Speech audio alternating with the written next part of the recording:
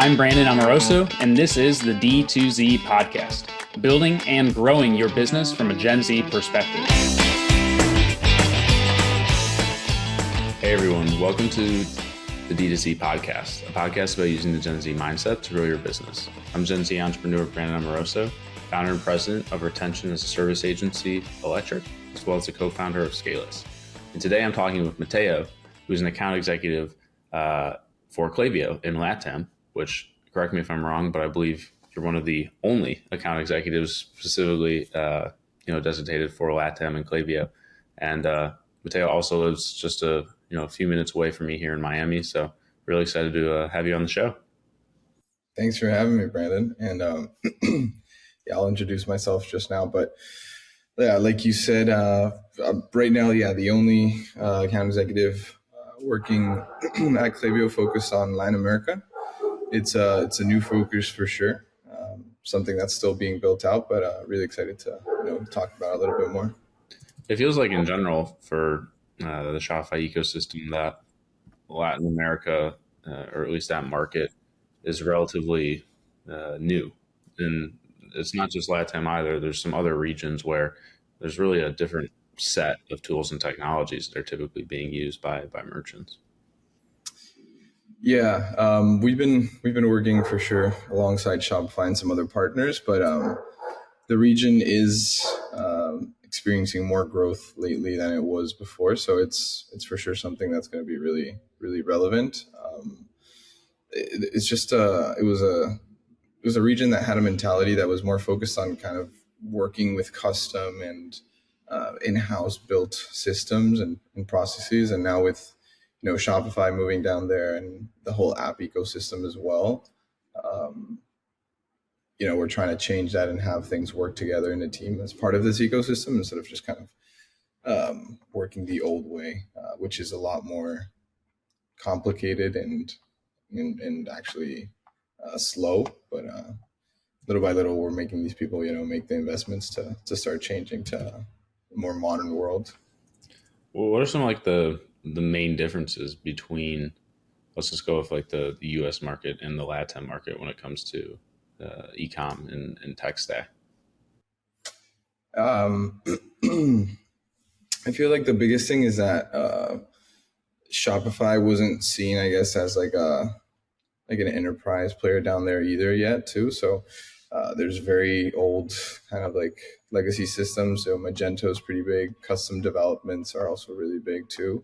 And e-commerce wasn't as developed too. It's just because the countries itself don't have, like the infrastructure for the majority of their population to be able to benefit from e-commerce.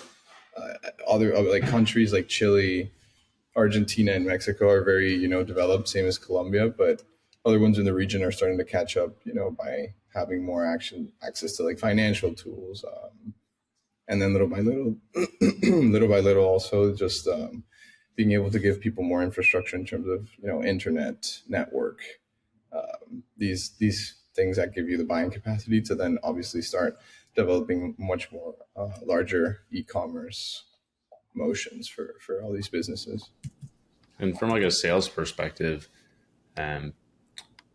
what's the main differences between selling to a US-based brand versus a LATAM brand?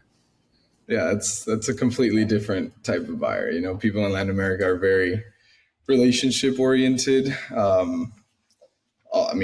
Something very interesting too also is the currency exchange rate. So at Klaviyo, we're also starting to figure that out. Same with Europe and APAC too. But the plans and prices that people have to pay in the US compared to what Latin Americans have to pay for them are much higher. So that's something that has been for sure interesting to navigate. But the biggest success driver in the region is being able to obviously validate and have a great tool. Klaviyo is great at that, makes it easy, but the relationships that you're actually going to be helping them, you're going to be part of the experience that they have with the company is going to be very important, because they don't just flip out their wallet and make payments that easy. So that's something that's going to actually get the sale done. So I have to feel a lot more closer to them than just kind of like I'm one and done with them. Got it. Yeah, that reminds me of having to sort of wear multiple hats and help out beyond just getting them to sign on the dotted line. And they sort of expect that they're going to be able to work with you on the actual platform itself. Yeah, I mean it's fun too. It's like it's a little dynamic role too. It's very very scrappy in some senses.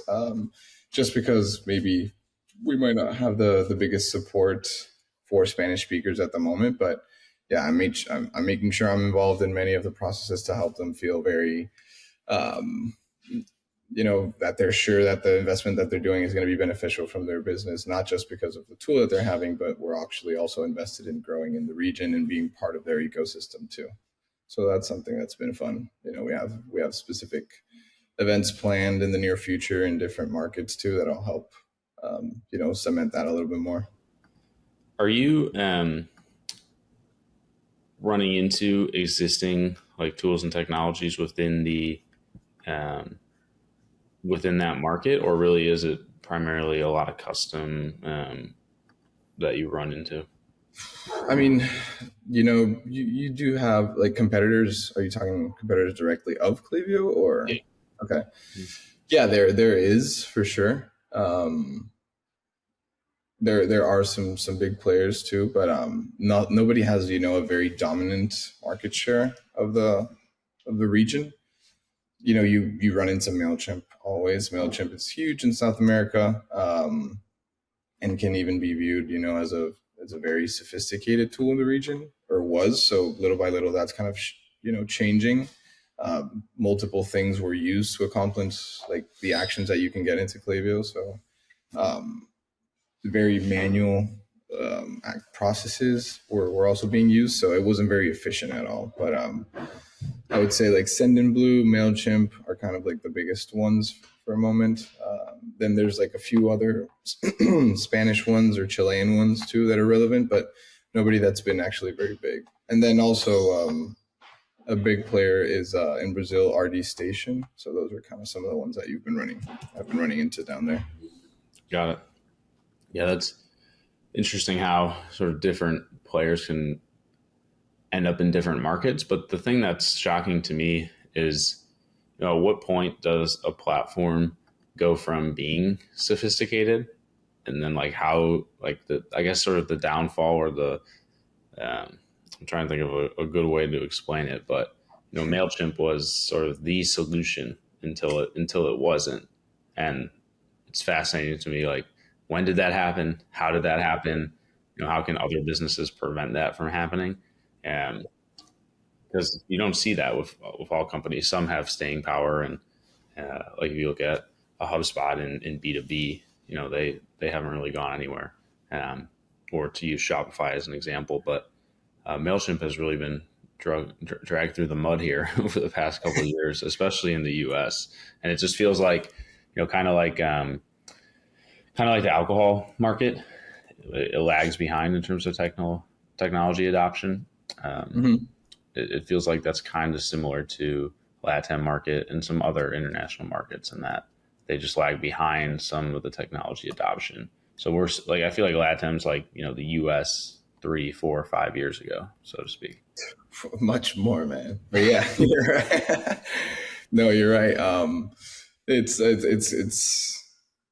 Yeah, it's true. It's funny to see how sometimes, you go into these markets, like you were talking about the alcohol industry, and you talk to customers and you find out that they're much less aware of what's going on maybe in the industry because of what wasn't made available to them or wasn't like explicitly marketed or partnered with at one point, that starts adopting this like mentality that there are other things that are intuitive and easy and simple to use, but are complex and can accomplish complex things at the same time. So that's something that's growing for sure.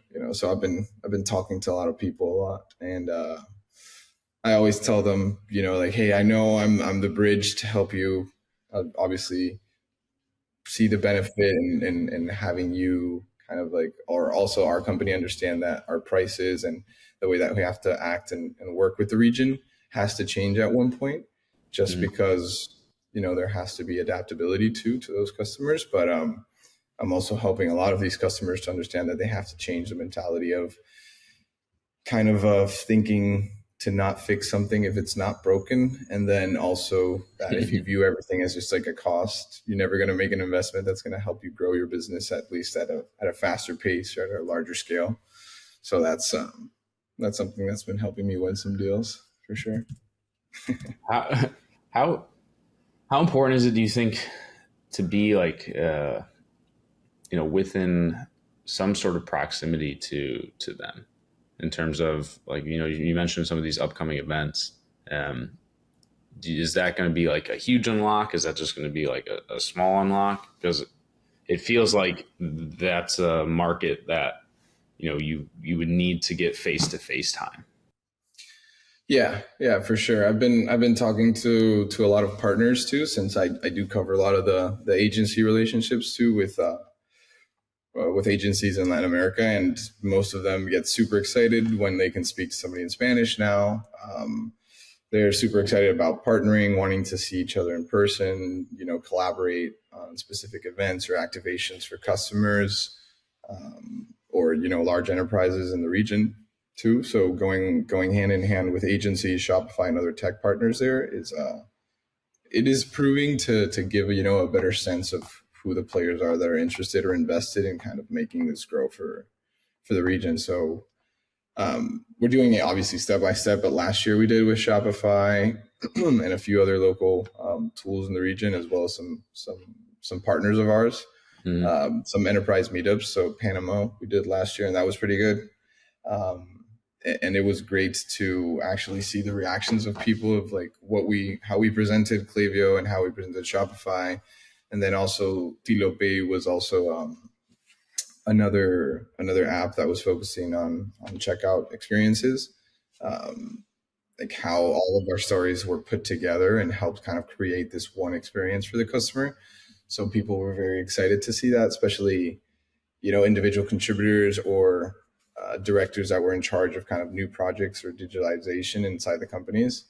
They were like, oh, this was actually super relevant. It showed how easy it is to create these experiences that seem complicated with only one tool, or you need multiple things in place to be able to accomplish them. So that was super exciting. And then I think this year we're also going to be working with Shopify in the next few months to get some more of those like Latin American enterprise meetups, as well as a growth conference with one of our good partners, ED Digital, in Puerto Rico. So those things for sure are. Do the bands for enterprise and mid-market, like, do they change? Are they lower? Are they? They're probably a bit lower, but it also depends on how you categorize them in terms of how you're going into the market too. Just to be, I guess, maybe aligned with what you can serve too as well, based on the resources that you have as a company. At least on our end in Klaviyo, we try and view enterprise as anything above, I would say, $1 million GMV. For other tools, it might be a little bit less, maybe between 500K and 1 million, but it's much lower than it is in the US for sure. Yeah, definitely. The sort of unified solution approach, where you go with multiple partners, I think is critical, because as we've entered into markets that are lagging behind from a technology standpoint, what we would think of as a benefit, the modularity of like the systems, the ability to plug and play a bunch of different solutions, they actually sort of get freaked out by it, that they're going to have to go from like one solution or a couple that we look at them and they're like, wow, like those suck, but for them it's just like, oh, I only have like a couple things I have to deal with, to oh, now you're on Shopify, you have like this Ferrari and it has 100 different gadgets that you have to plug into it, and that can be pretty overwhelming for them. So one of the things that we've had to do on our end is create those sort of combined package offerings where you're very prescriptive in terms of how the new solution is going to work together, and that taking what they already have and showing them how it'll translate into this new environment. Because they get very focused on like at least maintaining or ensuring that they're still going to have, some similar processes and operations that they currently do. Yeah. What has that been like your toughest or your biggest challenge, I guess, when helping or getting customers adopt new technologies? Yeah, I don't know what it's like in LATAM, but within the alcohol vertical, a lot of the technology and tools have been built specifically for alcohol that they're using. And so, maybe 10 years ago that made sense, but today it really doesn't, as platforms like Shopify now can support alcohol. But there is a mindset that sort of lingers that, everything needs to be built specifically for me. Everything needs to be special for me because of the nature of the industry. I'm not sure, whether or not that's something that you run into. I mean, something interesting that I've been seeing a lot is that there's a lot of different type of payment options in Latin America. So, it's more about like, okay, we can accomplish all what we need to. And then when we get to the part when we start talking about the strategy and how maybe we start impacting maybe their customers' experiences, not just in a digital way, but also in an omni-channel kind of experience. By just plugging into some other data sources, we find out that a transaction for them is not as simple as it is for somebody in the US, where you just, swipe your credit card swipe your credit card and have them pay. And over there, it's basically, you can place orders, but then you can go fulfill payments at like gas stations or corner stores or through some sort of credit to, it's just like a lot of different types of ways to give you the opportunity to get that purchase from people that might not have the resources or the infrastructure to purchase it in one go. So having those things be part of also our platform is something that I'm navigating a lot with customers, kind of understanding how to get that data in and making sure that we're using it in a way that we're not actually creating an experience for somebody that maybe hasn't finished purchasing a product because they have 3 more days to be able to pay it when they go to the corner store. Maybe they don't ever pay it, so it's kind of like, it's kind of fun to navigate and understand some of these new buying experiences that these customers have, and helping the sellers or the businesses also give them relevant experiences that will help them ultimately increase their conversions, and have these people become clients and create lasting relationships. But yeah, it's just like a whole different workaround over there. Yeah, that's something that you'd never run into here. Yeah. What's it been like, I guess, educating the rest of the team around the nuances within that market, and then also getting like buy-in for the opportunity that market presents? Because when you were at Akendo, you weren't selling specifically to LATAM, were you? No, great question. And yeah, sorry, I didn't give more of my background, but yeah, I started in e-commerce. I moved from Lima, Peru, originally in 2017 to Miami. I finished college here in FIU, and then I broke into e-commerce by getting a sales job at Okendo. I was a BDR there for almost 2 years, and then I was focusing on the whole world there because we were kind of starting. Okendo was much smaller than what Klaviyo is right now. We had a lean team, so we had the whole world, but I still like to focus on Latin America. When I went to Klaviyo afterwards, focusing only on the Latin American role, for sure, it was very interesting, helping a lot of my my colleagues and higher ups, educating them with kind of the intel I can collect on the region. But it's just a very different motion of selling based on more, like I said, relationship building than maybe transactional here, which isn't bad. It's just a different type of culture, I guess, that's fostered around the sale. And a lot of them are aware, for sure. And they know some of the challenges that I face or the company faces, because of maybe the difference in culture and communities. but it's good. I'm feet on the ground. I'm learning a lot about it, and I'm relaying it back to the team. Everything from partnerships, relationships to specific customer relationships, or then different blockers in each country based on the different like legal systems that they have in terms of taxes or adoption of international technologies. For example, like in Peru, they charge you 30% 30% taxes on the profits that you get from using an international tool that doesn't have a localized office in the country. So, so those are some of the things that, like, when I try and sell into Peru, they're like, yo, I'm going to have to pay 30% more taxes, even though I'm paying in dollars. So it's kind of hard to get them to like sign if we don't give them like any incentive, or at some point, adopt things a little bit more to like their standards or regions. So you're selling in the sort of out of the box Klaviyo US pricing? Yeah. I mean, Klaviyo has been great in giving back, great results to the customers, which at the end of the day, my persistence and my being there kind of keeps that patience going until they start seeing them. So that's great. Yeah. But yeah, sometimes the US dollars are hefty for them. You've been in South America recently, you know the benefit. Yes. I miss being there, especially when I'm in Miami now and I can go to a coffee shop and spend literally like $9 for a single coffee versus like 50 cents. It's just wild. No, the I'm assuming that a lot of the solutions that they're using now too are pretty cheap. Like, most of the alcohol specific solutions aren't very expensive. And so, we run into that a lot as well. I'm going to have to pay triple for this type of conversation. Because they just, and that like can really just freak them out. And then the conversation sort of gets derailed because you can't even really get into the value of the product because they're just not listening.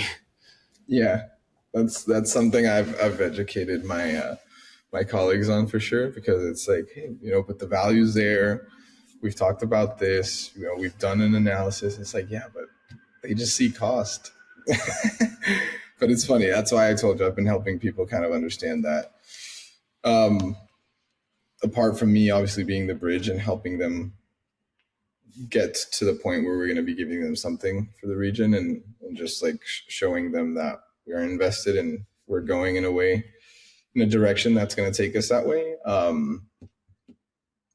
That they can also see everything as a cost. And it's something that I've seen across different markets, and how that mentality shift changes helps them kind of ultimately grow their business. And the people that can withstand, I guess, like the investments and be patient with it will see the benefits in the long term of kind of being a little bit more lean and efficient, and just agilizing their whole process around technology and e-commerce and, powering digital smarter relationships with their customers. What are you most excited about, for this year within, your current role at Klaviyo?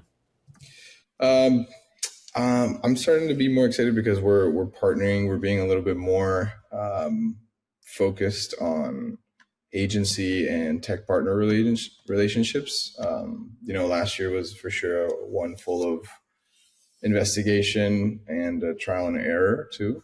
So based off of that, and talking to some new people in the region that are also excited into like breaking into the region, I've already built some good relationships with partners at Nosto, Shopify, like I said, agencies across the South America that have already started to flourish into kind of like co-marketing opportunities or sponsorship opportunities. So I think kind of just like investing a little bit more in that will help drive a little bit more, pipeline and business as a result just of like being more present too. So that's something I'm really focused on for sure. Eventually getting somebody else maybe to the team too this year to help me with that side of maybe partnerships or post-sale experience is something I'm really looking forward to too.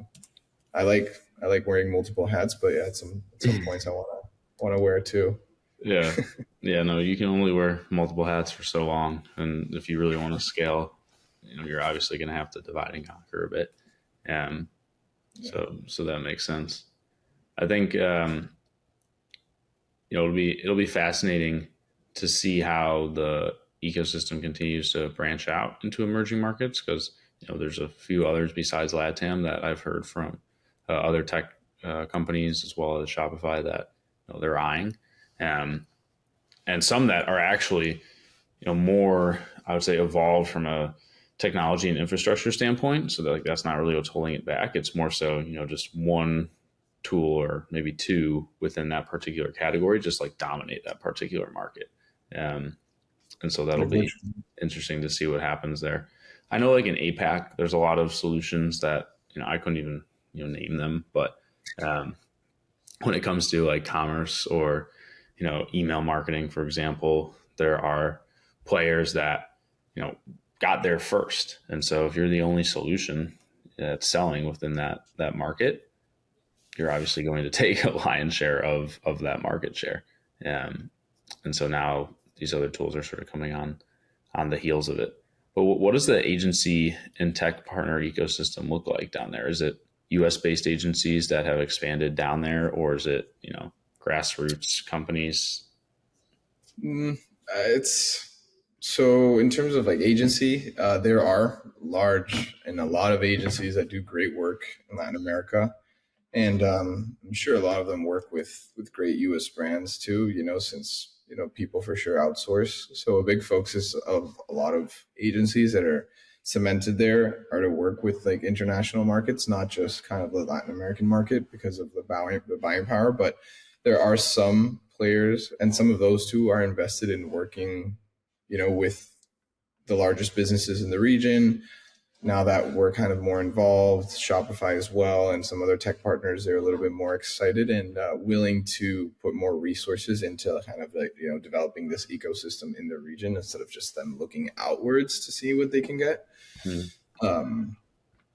Um, every country has their own agency, I would say. So there are people that are focused for sure on email marketing, people that are very dev oriented as well, and then there's great Shopify Plus experts and partners down there too. So that makes it good to start partnering because I've already got an influx of people that are Shopify Plus experts or partners that would love to kind of start offering Klaviyo services, and building into the current offerings that they have for their customers, and just by using a tool like ours, helping them keep growing their businesses at the same time them being able to expand or offer new service for their customers, and do a good job with it too, since we have a proven track record of actually helping Shopify customers too. So that's something that they're excited about.